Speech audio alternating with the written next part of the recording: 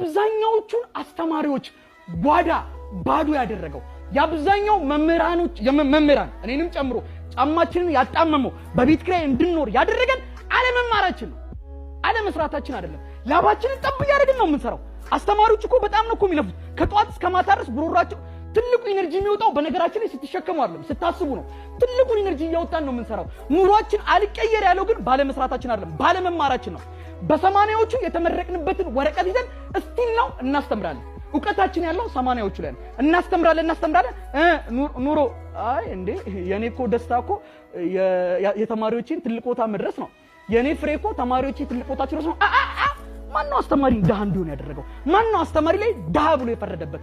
የብዙ ሙያዎች እናት ነን ዶክተሩም ኢንጂነሩም ካስተማሪ ውስጥ ይወለዳል ሌላው ሀብታም አስተማሪው ዳህ እንዲሆን የፈረደበት ምንድነው አለመማራችን ነው ከ80ዎቹ ጀምሮ እስከ 2000 ዓመተ ምህረት ድረስ እናስተምራለን ስለራሳችን ግን ወይም ለራሳችን አንድ ቀን አንማርም ስለዚህኛ ሁሌም እዛው ተማሪዎቻችን ትልቅ ቦታ ደርሰው ወይ በመኪና ሲመጣ ታያለ አሊያም አንተ በቤት ኪራይ ስትጨናነቅ እሱ ትልቅ ቤት ገንብቶ አጠገብ ሊመጣ ይችላል ለምን እሱ ዘወትር እየተማረ ነው አፕዴት እያደረገ ነው ስለዚህ አለመማራችን እዚያ ደርሶናል ማለት ነው ትምህርት